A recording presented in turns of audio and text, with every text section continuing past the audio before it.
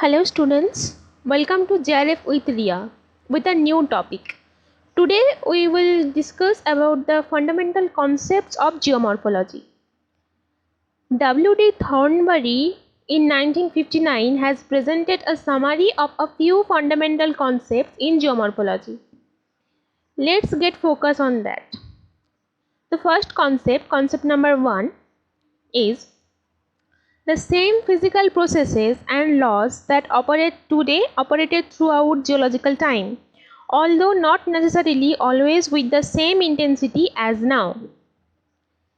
This concept is popularly known as principle of uniformitarianism, which was first postulated by renowned Scottish geologist James Hutton in 1785. This concept was further modified and developed by his disciple John Playfair in 1802.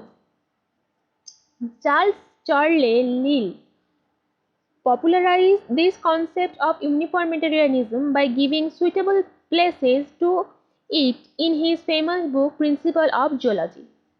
Intensity of various geological processes has varied through geological times. The present is the key to the past.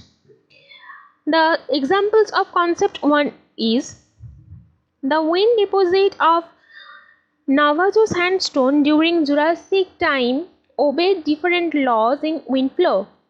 Karst topography of Permian period is same as occur today. Volcanism is predicted mostly by this principle.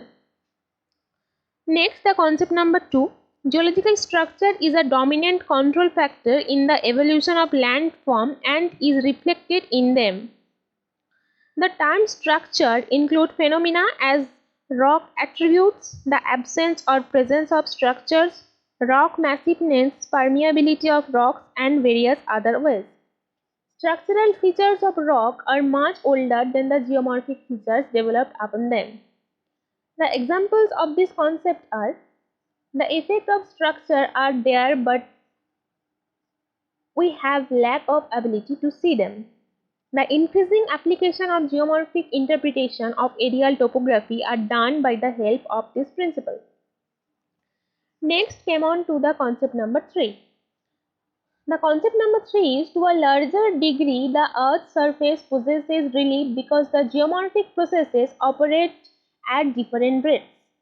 The examples of this concept is the rock of the earth crust vary in their lithology and structure and hence offer varying degree of resistance to the gradational processes. Difference in rock composition and structures are reflected not only in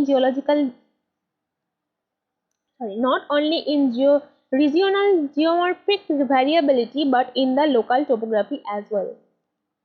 The next concept, concept number 4 is geomorphic processes leave their distinctive imprints upon landforms, and each geomorphic process develops its own characteristic assemblage of landforms. It is applied to both endogenetic or exogenetic. Endogenetic forces like volcanism and earthquake, and exogenetic forces like weathering, mass wasting, and erosion. The examples of this concept are individual processes responsible leave their stamps upon the earth's surface. Geomorphic processes do produce distinctive landform made possible for genetic classification.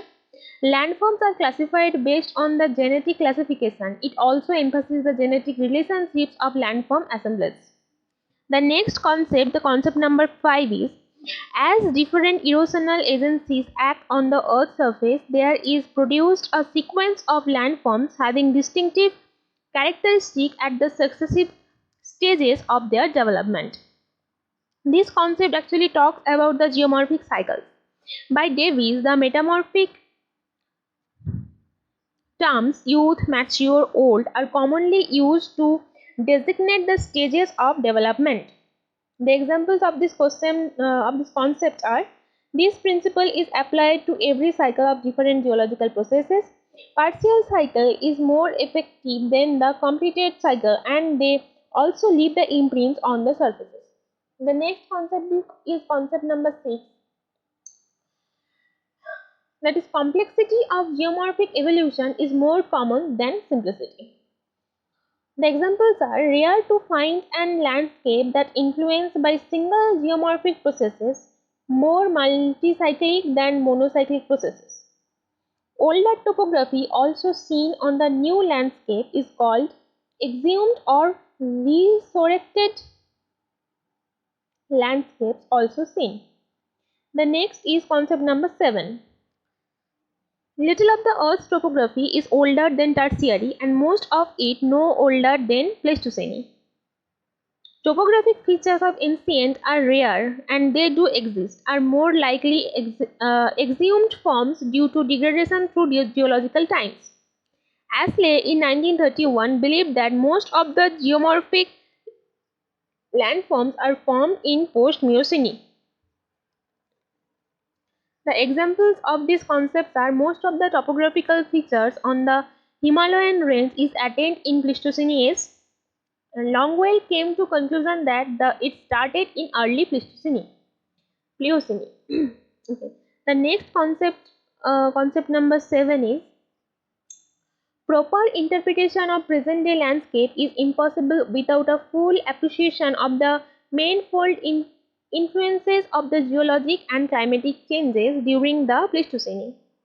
Most of the world topography is the recognition that the geologic and climatic changes during the Pleistocene have the far-reaching effect upon present-day topography. The examples of these concepts are glacial outwash and wind-blown materials of glacial region extended all over the world. Certainly in the middle latitude, the climatic effects are profound. Pleistocene diastrophism played important role in Himalayan formation and Grand Canyon. The next concept is concept number 9. That is, an appreciation of the world climate is necessary to a proper understanding of the varying importance of the different geomorphic processes. The examples are the climatic factors such as temperature, precipitation should influence the operation of the different geomorphic processes. High altitude within climatic conditions should be concerned with imposed modification. Human activities influence also concern more. The next and the last concept number 10 is geomorphology, although concerned primarily with present-day landscapes, attain its maximum usefulness by historic extension. The examples are historical approaches on the geomorphic landscape is needed for proper interpretation. Application of uniformitarian's principle is needed for this approach. This aspect is also called as paleogeomorphology, which includes stratigraphy and sedimentology. So that's all for this session. I hope this video will helpful to boost your preparation. You can put down your doubts or on comment box. Thank you for watching. Keep watching and keep learning, and do subscribe our channel.